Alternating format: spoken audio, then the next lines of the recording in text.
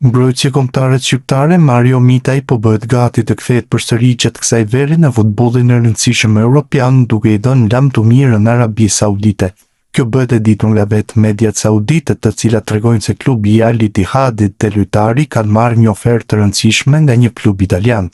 Burimet bëjnë të ditur se në zyrët e klubit të ardhur një ofertë konkrete nga Italia me dyfishin e vlerës së kartonit që do të derdhej në arkat e Al Ittihad. Duke pasur parasysh se në këtë klub ka nisur riformatimi i plot, parashikohet që gjithçka të mbyllet pozitivisht dhe Mitaj të transferohet në Serie A gjatë kësaj vere.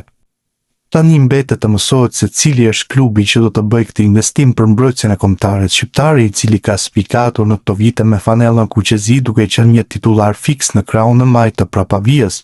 Futbollisti 22 vjeçar ka luajtur më parë me AEK-un e Afinës dhe Lokomotivën e Moskës para se të transferohej në kampionatin saudit në radhët e Al Ittihad. Sergio Conceição do të largohet nga Al Ittihad. Palët po punojnë për përfundimin e bashkëpunimit, ndërsa mungon vetëm zyrtarizimi. Dhe pse nuk kaloi as një vit në Arabinë Saudite, trajneri portugez është i vendosur për t'u rikthyer në Europë. Ky është një lajm i mirë për Mario Mitajin. Trajneri Conceição, njësoj si paraardhësi Laurent Blanc, ishte i prirur për të mos e përfshirë në ndeshjet e kampionatit. Mitaj nuk bonte pjesë as në skuadër, duke qenë se pengesë bëhej edhe numri i lojtarëve të huaj. Conceição drejtoi 41 ndeshje me Al Ittihad. Gjatë kësaj kohe fitoi 21 takime, barazoi 7 dhe humbi 13 të tjera. Al Ittihad e mbylli sezonin në vendin e 5, por klubin ishte një dështim që nuk u tregua as pak konkurrues për titullin kampion. Yulbe Ramadani ka mbyllur këtë sezon në Serie A si një protagonist i vërtet, lider i skuadrës së Lecces, e cila për herë të parë në histori do të jetë për të 500 edicion radhazi në elit, pasi siguroi një herë tjetër mbijetesën. Në përfundim të ndeshjes së fituar ndaj Genoas, ishte pikërisht Ramadani ai i cili foli para mediave, duke shprehur besimin që kishte pasur se me këtë grup ekipi do të kishte arritur këto rezultate. Ky sezon ka qenë një përvojë e veçantë. Edhe djemt që nuk luajtën ishin aty. E merituam të ishim këtu. Nuk dëgjuam asgjë për ndeshjen tjetër. E thash që nuk ishte një shëtitje. Luajtëm ndeshje të shkëlqyera. Pas golit, e dija, kam përvojë nga viti i kaluar dhe vitet e tjera. Ne donim të mbanim ekipin të qetë. Çdo gjë mund të ndodhte në ndeshje. Nuk na interesonte rezultati i Como Cremonese. Në fund, isha zëvendës trajner në fushë. Nuk dua të jem trajner. E falenderoj trajnerin. Ai më ka përmirësuar në shumë aspekte të ndryshme. Jam shumë i lidhur me këtë tokë. Më kujton Shqipërinë time.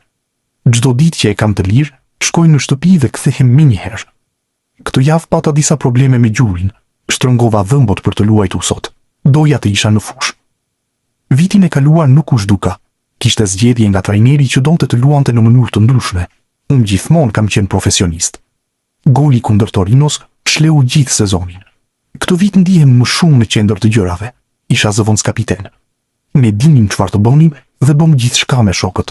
Ishin vërtet grupi më i mirë që kam pasur që kur kam qenë këtu. I falenderoj ata, tifozët dhe qytetin. Kur humbnim, i thosha unë drejtorit që të flisja para mediave. E dinim se do të ringritjeshim. Kur humbasim, unë jam gjithmonë i pari. Unë ki braktisi lojtarët e rinj. Në këtë qytet vuhet shumë presioni. Isha i pari që flisja kur humbnim ose barazonim. I thosha drejtorit, nuk ka problem. Kur luajtëm 4 ndeshje të forta, Napoli, Roma, Bologna dhe Inter. Atje mendonim për keq, dhe pas gabimit tim, në fund thash se duhet të bënim pak më shumë për të qëndruar lart. Të gjithë na kritikuan, por në fund mbijetuam edhe fal pikës që morëm në Verona. Kjo bëri diferencën ndaj Cremoneses. Verona na krijoi vështirësi. Kjo bëri diferencën. Dedikimi është për Gracianon. E pash gruan e tij me fëmijët dhe i thash: po e bëjmë këto për Gracianon, për njerëzit tanë. Ai është një nga ne. Ishin fjalët e Ramadanit pas ndeshjes historike.